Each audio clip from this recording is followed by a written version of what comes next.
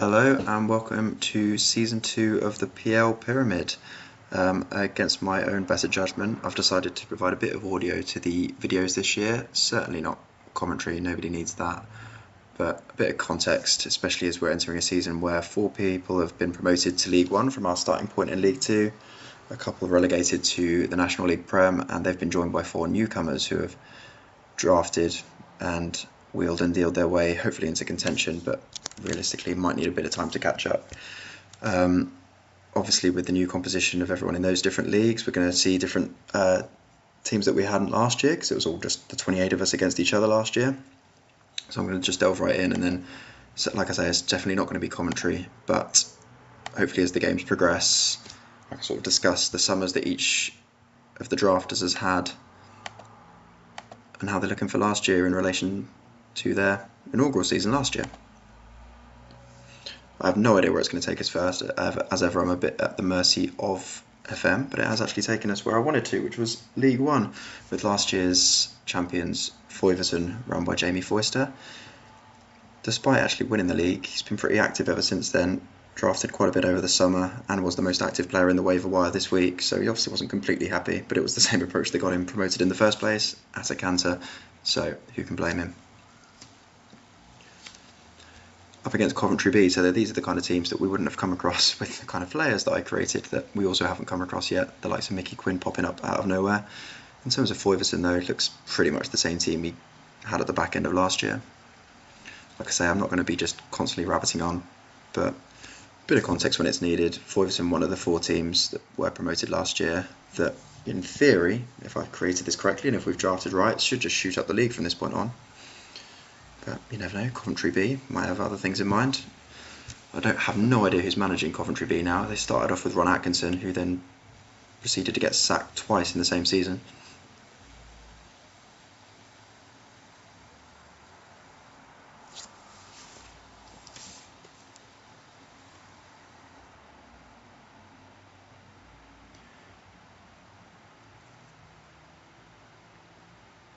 And straight away to form.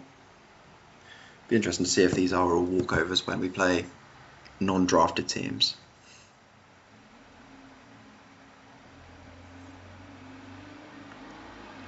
In theory, the likes of Ronaldo and Tevez probably should run Magnus Hedman riot. Okay.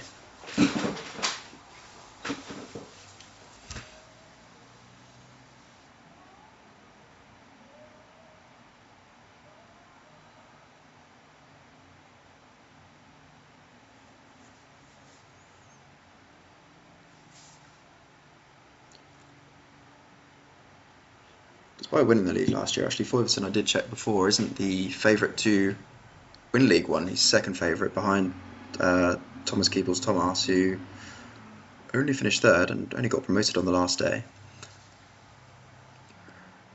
We'll see if he can also match the rhythm of scoring once every 5 minutes.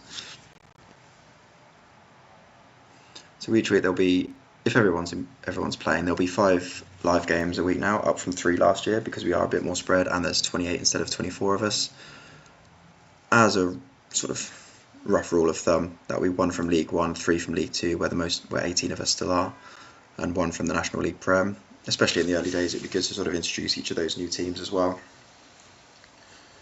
Just while Foyverton get into triple figures for their goal difference before the second game. But each week also, even the ones that aren't highlighted, I'll still sort of delve into the actual score, so you can see that at the end of this reel.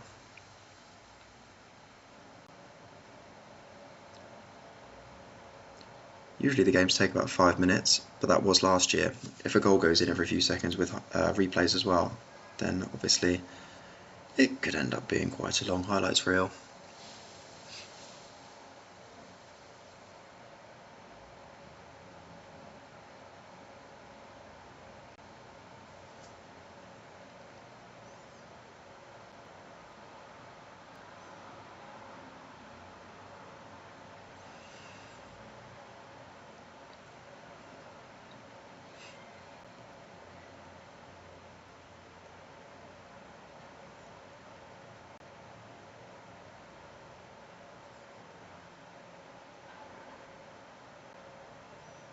One player that does stand out is Steve McManaman. Despite being drafted sort of midway through in the very first draft, barely played last year. Foisters for strikers of Tevez, Ronaldo, Kluivert and Rush. Got slightly overhauled over the summer, but in essence it's going to be the same attack, the same threat. Get the ball.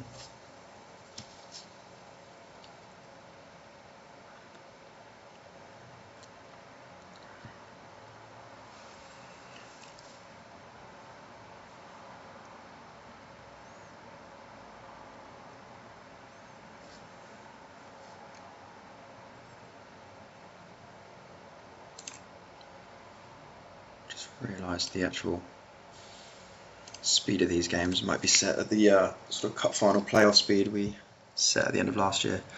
I don't think we need to see this battering in slow motion.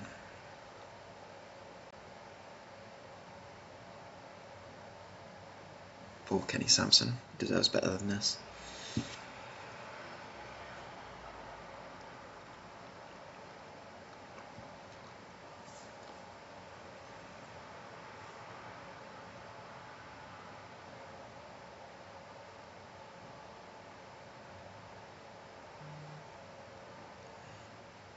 Interesting that Tim Howard's been given the first start of the season ahead of Edouard Mendy, who was presumably Jamie's first choice.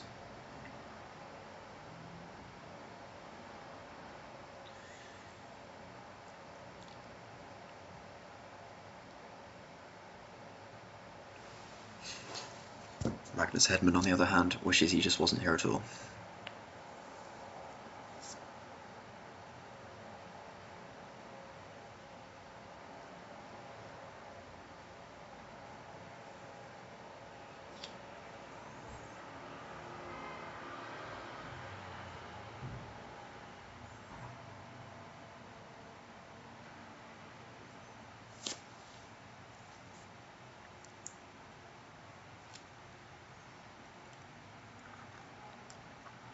Just to remind, obviously the aim of this game is to get to the top of the pyramid as quickly as possible. We all started in League 2 last year, the 24 of us, with Jamie's Foyverton team coming out on top. But like I say, he was joined by 3 others who I'll come to and explain, if not today, then certainly over the next few weeks.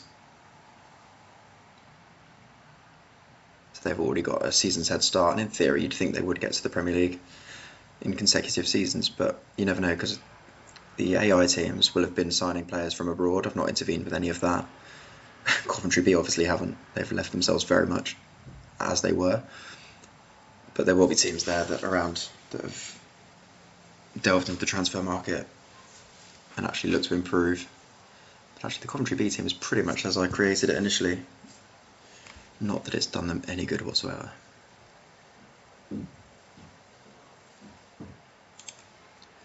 Only fitting that we start the season with last year's champions absolutely hammering the opposition.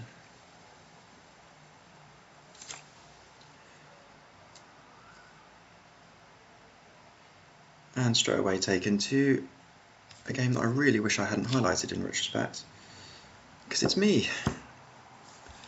Not only is it me, it's against my good friend Craig, whose birthday it is today, so it's lose-lose really. Either I lose and I'm furious, or he loses and I ruin his birthday.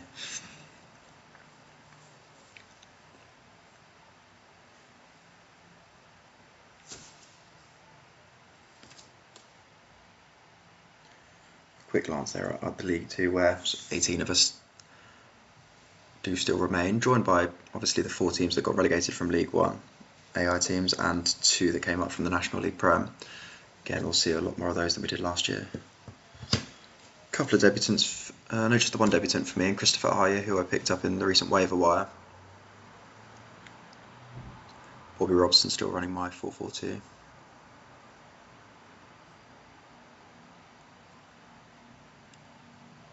Meanwhile for Bolge, I didn't get quite a good enough look at his team there. Looks largely the same as last season though. He ended up finishing mid-table despite being top after about 10 games undefeated. Really kind of capitulated in the second half of the year.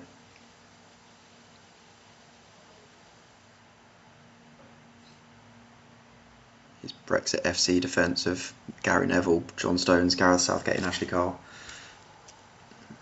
Not quite as solid in the second half.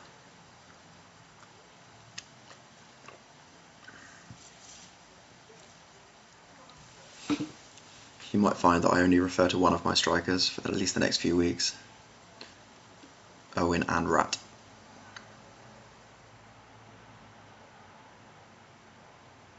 Yeah, no newcomers in Bolge's team. He was quite active in the draft, in this year's summer draft, where we were given the opportunity to update our teams. There you go. Who needs Rat when you've got Warren Barton?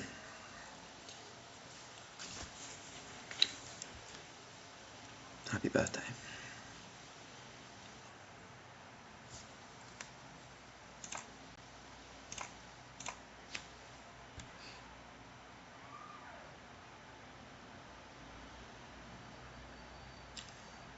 Bizarrely, my team, who did make the playoffs last year but lost in the semi-finals quite disastrously, did go on to win the Champions League.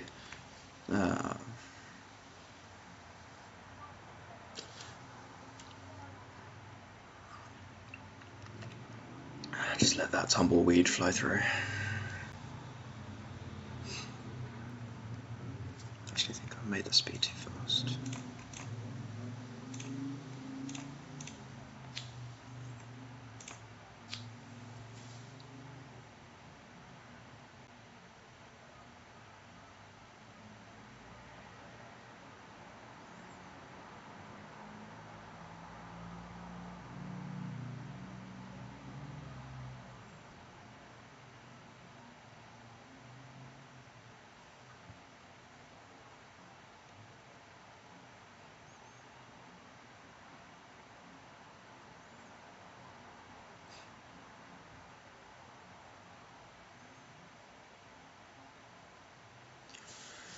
Full disclosure, I've actually, if the audio is a bit shitter than even you would expect today, that's because I've just sunk a couple of pints watching actual Newcastle in a 0-0 draw against Villa.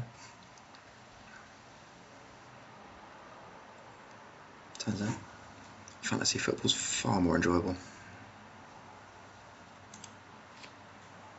Plus, Isak actually chooses to play.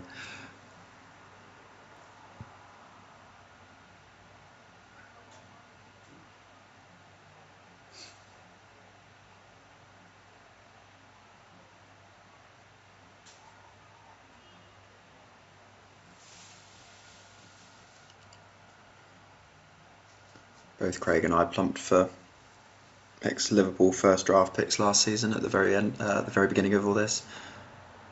Craig's was third in the draft and went for Gerrard, albeit 30 plus Steven Gerrard. I went an alternate route after Shearer was taken from me to go for a teenage Michael Owen, hoping that his hamstrings hold up a little better in FM land than real life.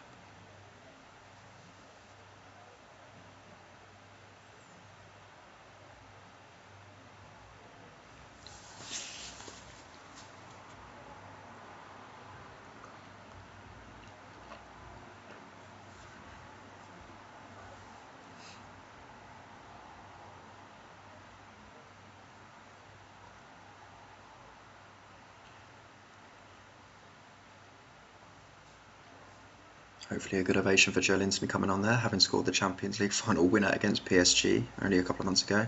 Not entirely sure why he'd be dropped for that.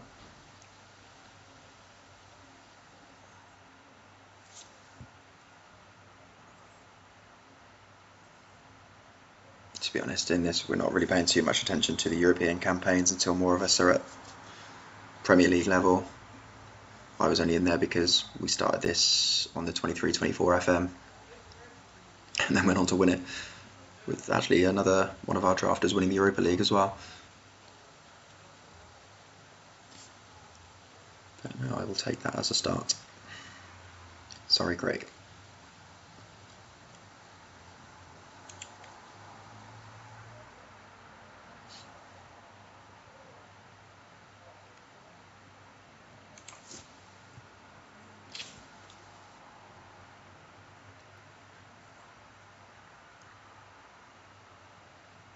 Seems to be doing this in roughly the order I intended today, which wasn't always the case last year. Another League Two clash between two teams that were pretty much mid-table most of last season. Dan Calver's Dan City and Alex Todd's Leeds UniTodd. Both had similar summers as well. I think chose to upgrade about 7 or 8 in the draft, this summer's draft.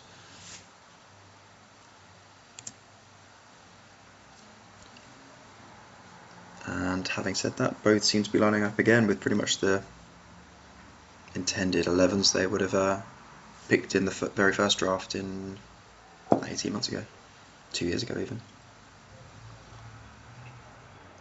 One big difference actually, Dan City's striker, Robin van Persie, only recently traded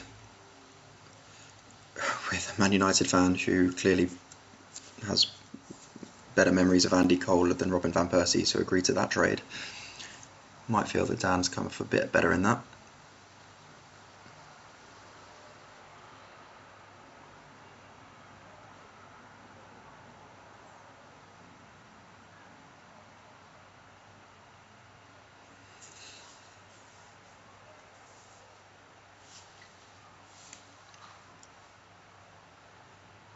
Alex had quite a weird season last year, despite having Nicholas Anelka, who I think was second top scorer in the entire league, behind Eric Cantona.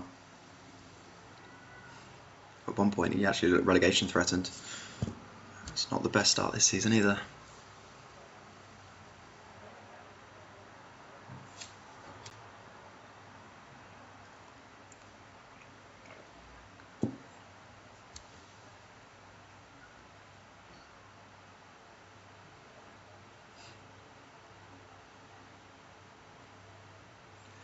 Giggs was Dan's first draft pick at the beginning of this.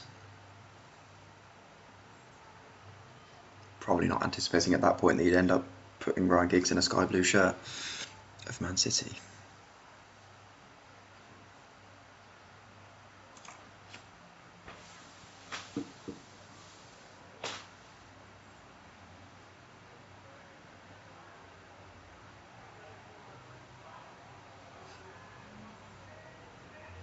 I've just noticed a lick there, he was a summer pickup from Alex. Probably one of the most sought after new additions to the database in the summer just gone.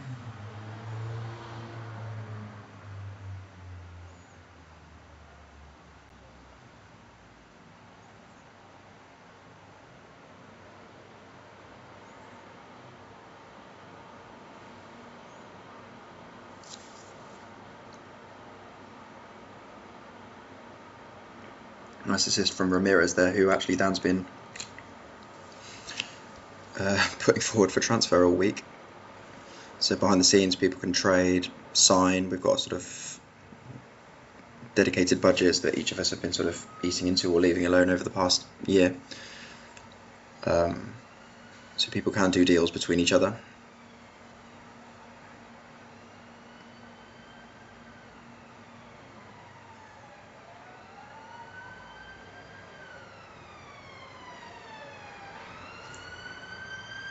Actually, one thing I haven't touched upon yet is the change of managers that have taken place over the summer. Dan was one of the teams, they were given the option to either stick or twist essentially, and Dan was one of those who decided to change it up.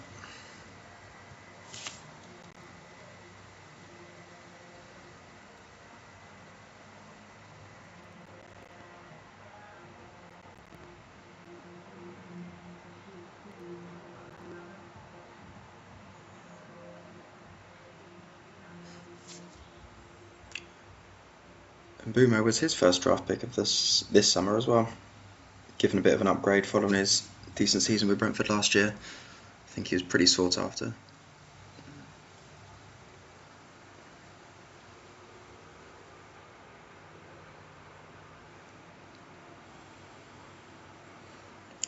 The reason I brought up the change of manager is because it's a bit of a change of formation for Dan this season. Paul Merson in the number 10 role wouldn't have happened last year with a 4-3-3. But this year he's gone for Unai Emery at the helm. straight in with a 4-2-3-1, and it seems to work pretty well.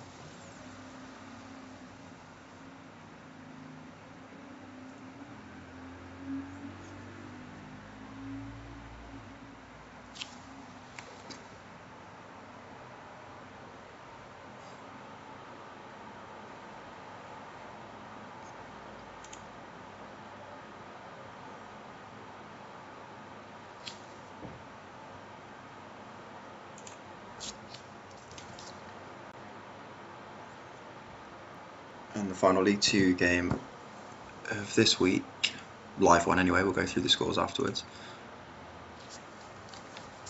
Two teams with contrasting fortunes last season.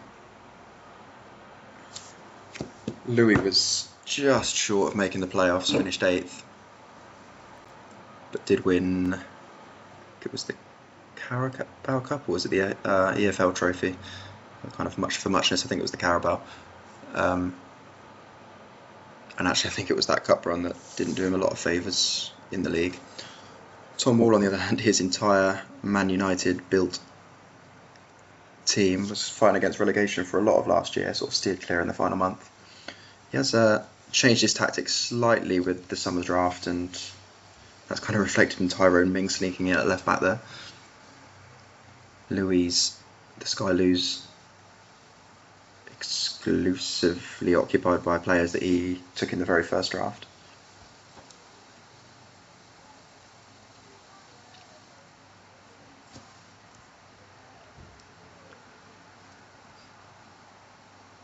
So on paper this should be another home win, you'd think, if it was the same pattern as last season.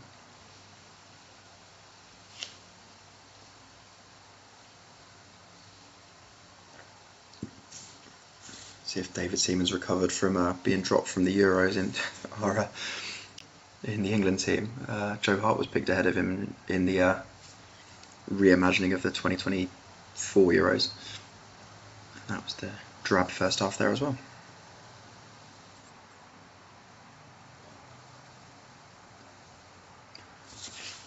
Both of these two kept their managers over the summer.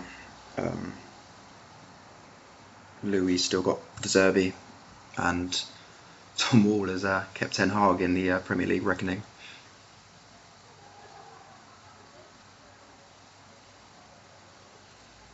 He was toying with the idea of Steve Bruce for a little while, which was quite exciting because he'd have had Steve Bruce managing Steve Bruce, which I think everyone would have wanted to see.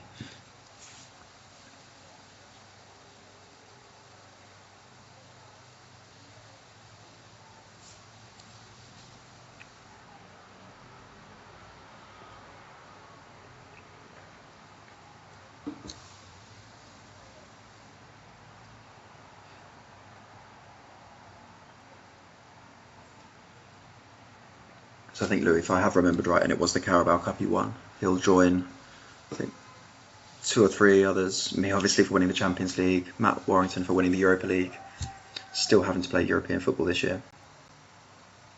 Oh, and Dan Wyman as well for winning the FA Cup, which does somewhat skew the fixture list.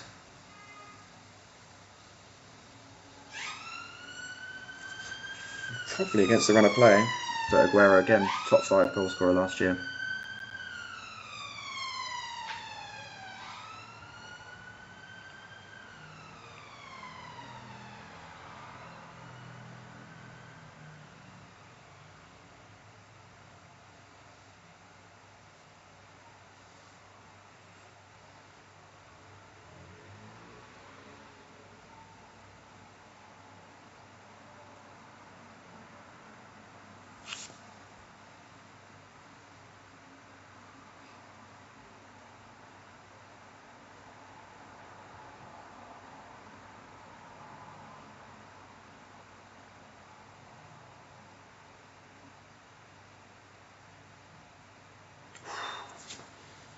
Seaman was suspect a lot of last year. He's had a great game today.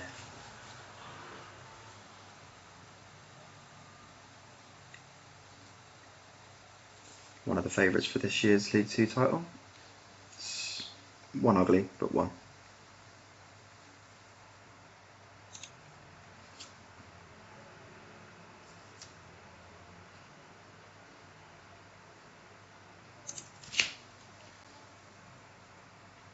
And that brings us to a much smaller stadium.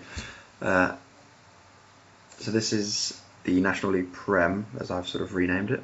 Ignore the Vanarama signs around the outside. And one of the 4 new teams, only 5 subs, bless them. Already I'm seeing quite a few rogue names in Leicester C's team, but we've got LuTom. So that's run by Tom Neckruse, who got involved over this summer, so they've only been able to draft from players that aren't already attached to others. Love the licensing.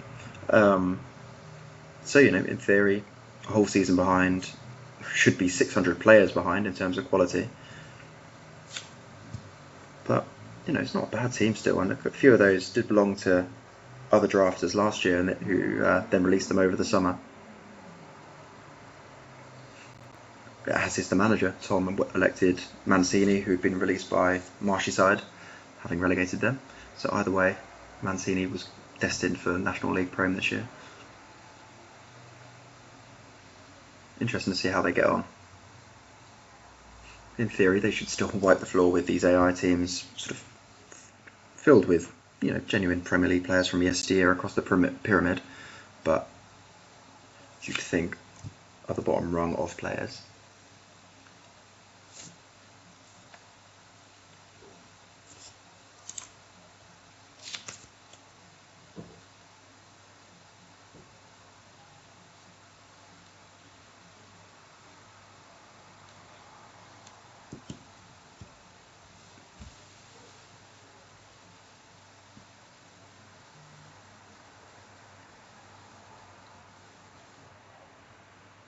As well as electing Mancini, the team he went for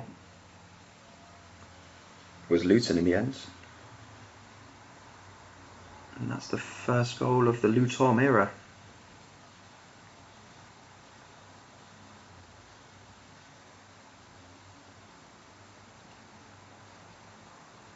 It's not a bad team.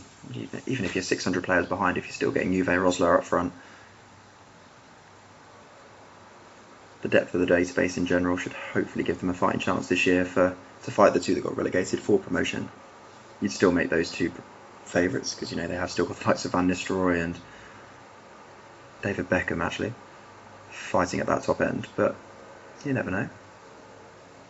It'll be these games to decide it.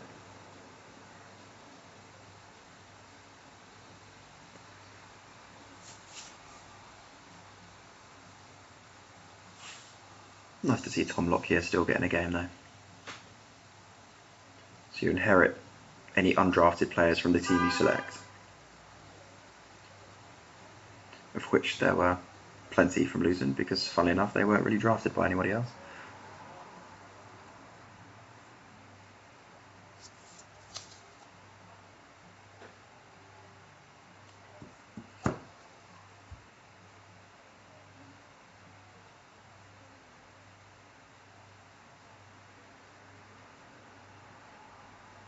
I think it was Belletti that was Tom's first player pick in his first draft, this summer's draft.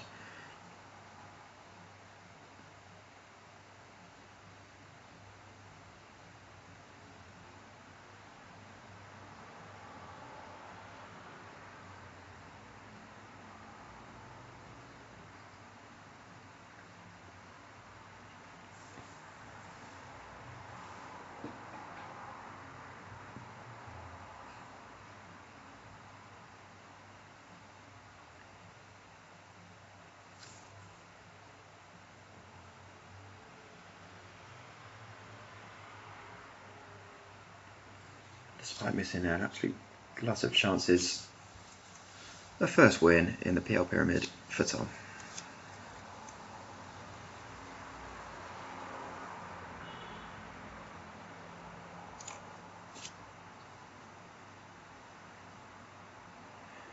So now we will literally just go through all the other scores across the 3 leagues. So I'm going to shoot back up to League 1 first, and dive straight into, if I can find it, Thomarse, who are the favourites for this season.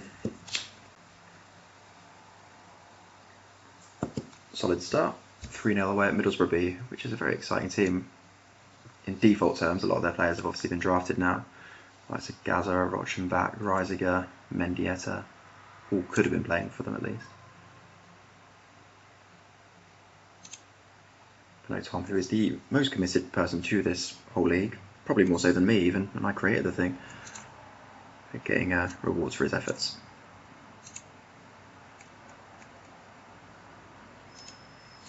Into Levi's FullofStrangeham. All of us are away actually, and well, all of us drafters in League One are away. He went through via the playoffs last year.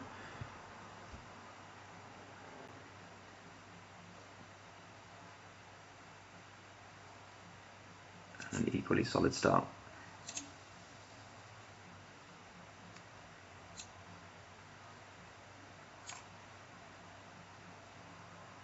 I mean, for my own benefit, just as someone who created all of this, it is nice to see all these other teams with all the other players.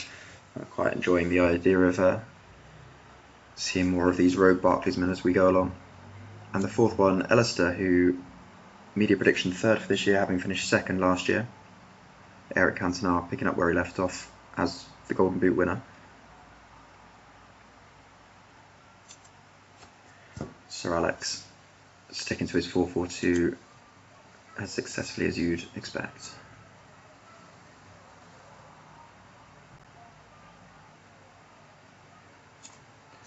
On to League Two, where most of us are. Chelsea D came down from League One, I believe. Yeah, they did. So, slightly changed team from where I would have created them, mostly because most of their Chelsea players got raided in the initial draft. But a good start for Ziggy's Wimbledon. Interesting to see that Alexis Sanchez only got a bench place. He's been under quite intense interest from Levi in League One. Him scoring the third wouldn't have helped that. Paul's Bustin Villa and Tom's Dauncey's Devils. Both hovered around mid-table last year. Both actually changed their managers. Paul made the bold move of sacking Mourinho to opt for Ron Atkinson, as you do. Dauncey sacked Van Gaal and ended up with Carlo Ancelotti, so an upgrade you'd think.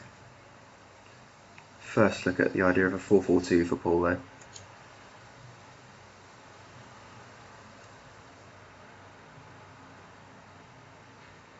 Possibly in need of a striker, you'd think.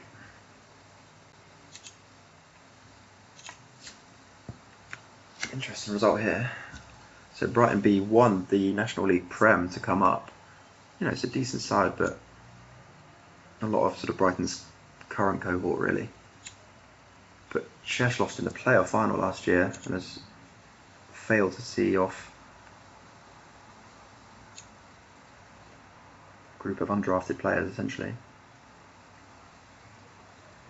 João Felix scored on his debut, but that's only to salvage a draw.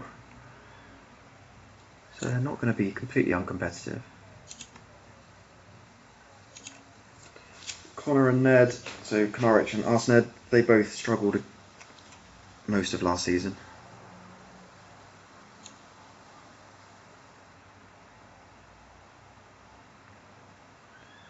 As you might tell, Ned's team is entirely populated by Arsenal players, minus Christian Ziege, who he ended up accidentally getting in the random round.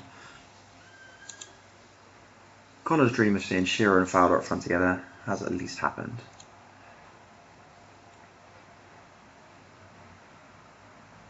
He was another one that changed managers purely because he wanted this 4-4-2. He ended up getting Kenny Dalglish after he was released by Ziggy at AFZ Wimbledon.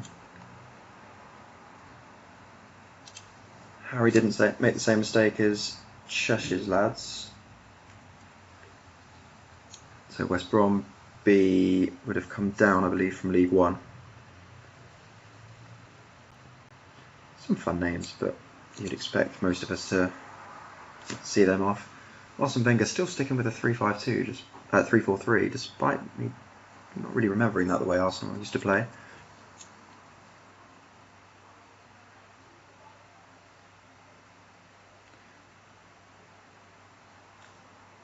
Zaha actually making his debut. He was at Connorwich last year, released by Connor, immediately picked up by Crystal Palace fan Harry, as you'd expect. And Jazz has also avoided the banana skin. Man Utd C, another team to have come down from League One. acquiring Dwight Gale along the way, it seems.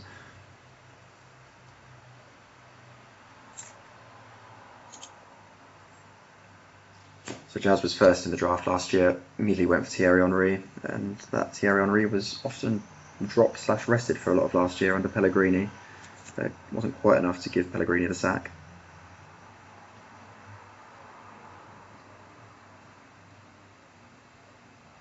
It was all changed in the goalkeeping department for Jazz this year.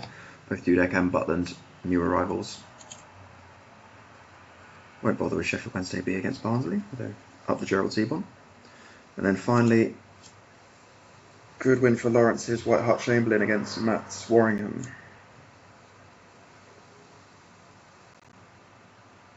Both had very good ends to the last season. If they were to carry on that form, you'd think they'd both be in the playoff picture. Lawrence has pretty much gone full on Spurs.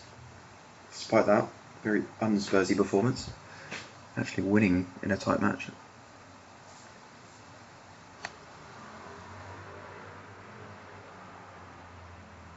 Les Ferdinand, who I think was also sort of top 3 goal scorer last year, picking up where he left off. Go down to the National League Prem to see some of the other newcomers, starting with Tom Gourlay's Liverpool. Comfortable.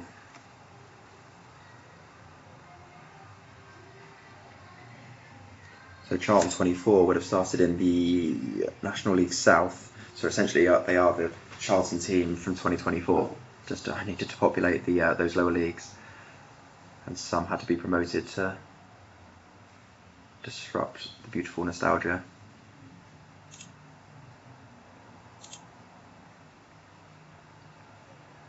Down to Marshyside with their new manager. They took Jose Mourinho after sacking Mancini. And needed to come from 2-0 down, it seems. Johnny Otto only signed through the waiver wire yesterday, immediately thrown in. A few other newcomers, Asensio, Edgar Davids is new to the squad. Mendieta. Don't know if any of us would have thought the fact that they only have 5 subs this year, so it's quite a big, bloated, quality squad to only have 16 each Saturday.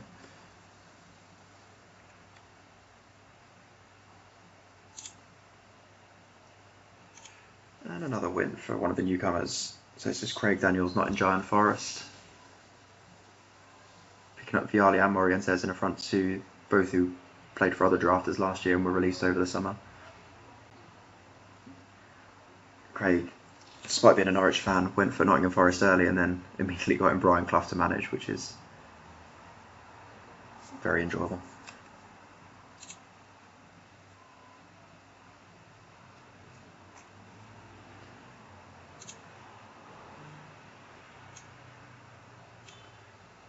And to complete the full house, Craig Trudgell also getting off to a really good start. Away at Stoke 24, who would have come up from Blue Square, Vanarama / National League North. Covered about 4 eras there.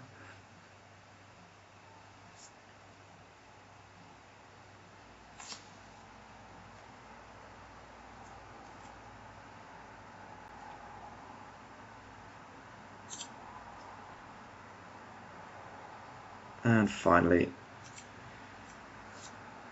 Liam's Manchester, fresh with Andy Cole, traded for Robin Van Persie, playing a very adequate 6.0. But Shinji Kagawa, who was brought in over the summer, doing the business. Ian Hart still can't get a start. That became an ongoing joke last year, despite being one of the best left wing backs out there. He was kept out most last year by Malacia, got rid of Malacia, brought in Rocco as cover, and he seems to have stolen his place now as well.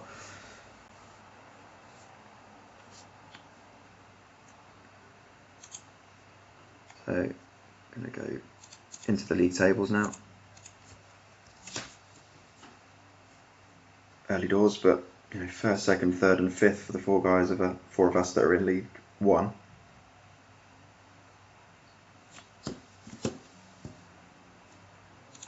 Into League Two, and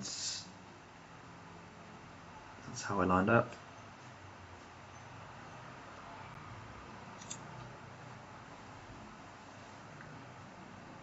And all 6 of our representatives in National League Prem getting underway with a win. You'd think that would be the case most weeks, but we have to play each other too. I think I'm going to call it a day there. Tomorrow we've got the Community Shield final, so there were 2 people in League 2 that you wouldn't have seen, which is Dauncey Y, also Dan Wyman's team, who won the FA Cup, and they're in the Community Shield tomorrow against Sunderland A, and their sort of designed opponents, Daniel C, so Dan Gregory's team, also suffered as a result, but they'll be playing in a couple of weeks on a random Wednesday night, I think. So yeah, welcome back. Apologies for my inane ramblings.